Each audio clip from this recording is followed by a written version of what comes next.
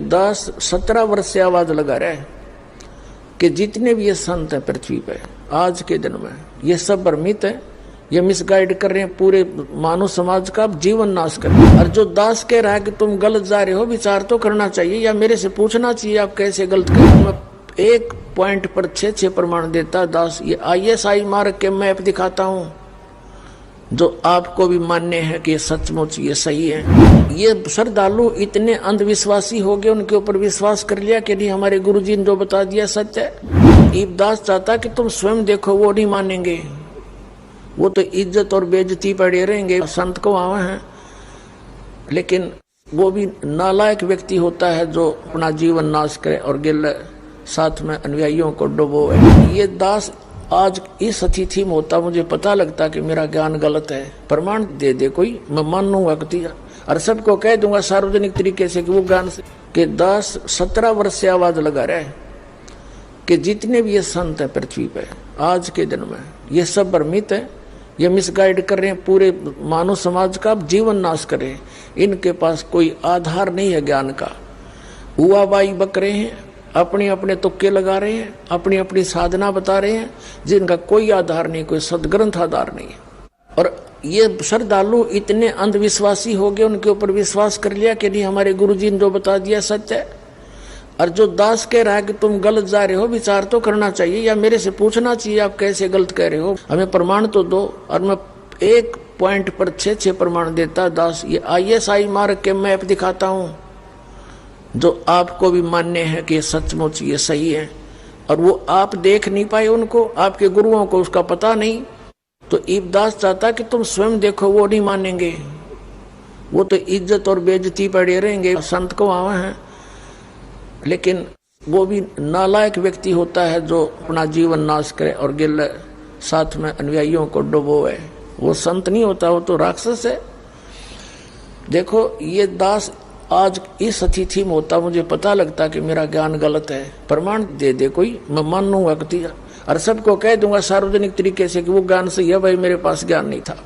उद्देश्य प्रत्येक संत का यही है, वो इस उद्देश्य को लेकर चल रहे हैं, मैं सभी को भगवान का ज्ञान देने का कल्याण करवाऊं। और कल्याण का उनके पास साधन है नहीं तो खाक कल्याण कराएंगे, तो अपना विनाश कर रहे हैं। तो उनको तुरंत सोचना चाहिए।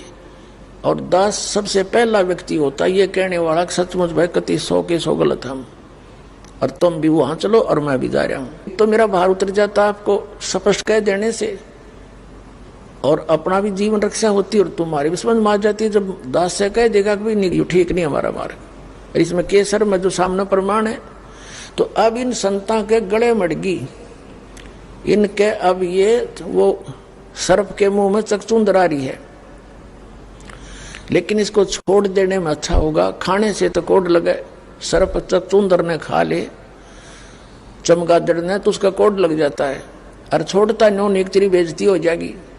तो अब इनके मुंह में चकचूंदर आ गई, वह चमगादड़ आ गया, लेकिन इसको छोड़ना इनका हित होगा, ना तो इनकी दुर्गति होगी और पाप के भागी बनेंगे। इतनी अनमोल जीवन को नाश करके परमात्मा की दोषी हो जाएंगे। ये इनको उल्टा लटका होगा भगवान वहां नरक के अंदर, देख लेना। परमात्मा के इतिहास में लिखा है कि 22 करोड़ ये नकली संत और महंत जो भगवान के बच्चों को भगवान से विमुख कर रहे थे, गलत रास्ता दे रहे थे, उनको 22 करोड़ को नरक में ठोक रखा है। कबीर सागर में लिखा है। और कबीर सागर में कबीर साहब कहते हैं, धर्मदास मैं एक बार उनके पास से गया था, वह सारे रो रहे थे, वह नकली संत और महंत, और हाहाकार मची हुई थी, हमें बचा लो भगवान, हमें बचा लो भगवान, हमसे गलती बन गई। कोई तो कह रहा था जी हमने, क्योंकि परमात्मा प्रत्येक युग में आते हैं और सबसे टकराते हैं, वो नकली संतों से कि तुम मत बर्बाद करो अपना जीवन, अरे मेरे बच्चों को मत मिसगाइड करो। लेकिन उस समय ये कतई नहीं मानते, क्योंकि इनकी प्रभुता घनी हो जाती है। और यह प्रभुता परमात्मा के मार्ग में सबसे बड़ी डेंजरस है। परमात्मा कहते हैं प्रभुता को सब जग बजे, प्रभु को बजे ना कोई। हमने प्रभु को बजना चाहिए, प्रभुता नहीं चाहिए इस गंदे लोग की। क्या प्रभुता? यहाँ तो उसकी बढ़िया फोटो लग रही है, दुनिया पूजा रोड गदा बना फिरन लग रहा है संत, बता क्या प्रभुता हो इसकी? तो पुण्यात्माओं बहुत सावधानी करनी पड़ेगी। ये संतता मानना को ना, पर जनता ने जागना पड़ेगा। और जो मानेंगे वो धन भाग उनके, वो तो महापुरुष है। फिर सचमुच जानबूझ साची तजय और करे झूठते ने, और ताकि संगत है प्रभु सोपन में ना दे।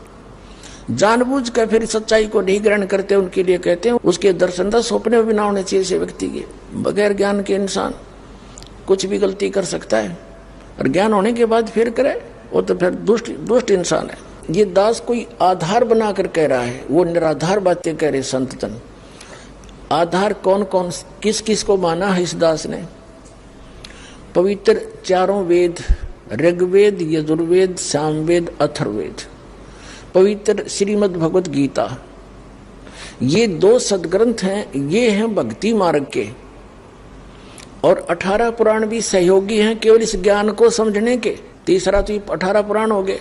चौथा दास ने आधार बनाया है सच्चिदानंद घनब्रह्म की वाणी, कबीर वाणी, और 5वां आधार बनाया है दास ने जिन महापुरुषों को परमात्मा अपने विधान अनुसार आकर के मिले हैं, और उनको वो सतलोक दिखाया है जहां मालिक रहते हैं और जहां हम पहले रहा करते थे, और उनको फिर वापस छोड़ा अपने गवाह बनाने के लिए, अपना साक्षी बनाने के लिए। तो उन महापुरुषों ने जो परमात्मा को आंखों देखा, वो कैसा है, कहाँ रहता है, वहाँ क्या व्यवस्था है, उस परमात्मा के लोक में जाने की कौन सी विधि है, तो उन महापुरुषों ने अपनी अमृतवाणी में वर्णित कर रखी है। तो इन सभी ग्रंथों, सदग्रंथों को और उन महापुरुषों के अनुभव को दास ने आधार बना के फिर सब महापुरुषों से कहा कि तुम गलत मार्ग पर जा रहे हो, तुम्हारा ज्ञान गलत, तुम्हारा समाधान गलत, फिर और किस लिए भक्ति कर रहे हो? खाक भक्ति है तुम्हारी। फिर जब ज्ञान भी गलत और तुम्हारी भक्ति और भक्ति की विधि भी गलत, फिर काहे के भक्त, काहे के संत तुम? तो दास के पास जो ज्ञान है वो शास्त्र अनुकूल है, और शास्त्र अनुकूल साधना है जो महापुरुषों ने की और परमात्मा ने आके स्वयं बताई। तो फिर कौन सी कसर रहेगी? अब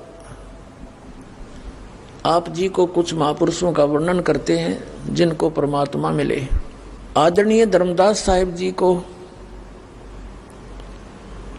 वो परमेश्वर स्वयं आकर मिले थे मथुरा में। आदरणीय धर्मदास साहिब जी गांव बांधोगढ़ के एक बहुत बड़े सेठ थे, धनी थे, लाला जी थे, वैश्य कुल में जन्म था उनका।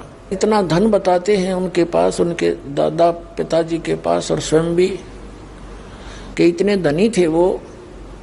उस नगरी के राजा पर कोई प्राकृतिक आपदा आ जाती थी, कभी सूखा गिर जाता था या फ्लड आ जाती थी, तो धर्मदास के पिता से वो ऐड मांगता था, धन वित्तीय सहायता लेता था। इतना धनी थे वे। राजा का टैक्स तो वो देते ही देते थे, उसके अतिरिक्त भी कुछ ऐड मांगते थे तो वो फ्री दे दिया करते राजा को। ऐसी आपदाओं में कहने का भाव ये नहीं है। देखो पुण्यात्माओं, परमात्मा कबीर जी आए थे, वो एक दानक की जुलाहे की लीला करा करते थे, कपड़ा बुनते थे। अब कपड़ा बुनने में कितना समय लग गया, वह बुनाई मिल लिया करती, एक नाप 1 पैसा 2 पैसे हफ्ते 10 दिन में। और कितने गरीबी में एक झोंपड़ी में रहा करते, सारी सृष्टि के रचनहार, सारी सृष्टि के पालनहार, केवल हमें ये दिखाने के लिए कि केवल जाति विशेष या धनी विशेष व्यक्ति ही पार नहीं होगा। जिसके पास सही भक्ति होगी, सत साधना होगी, वो अमीर हो चाहे गरीब, दोनों पार हो जाएंगे। इस चैनल नू सब्सक्राइब करो ते इस चैनल ते असी पॉजिटिव, स्पिरिचुअल ते रूह नू सुकून देने वाली वीडियोस अपलोड करांगे। आओ सारे रल मिल के इस चंगियाई नू अगे वधाइए।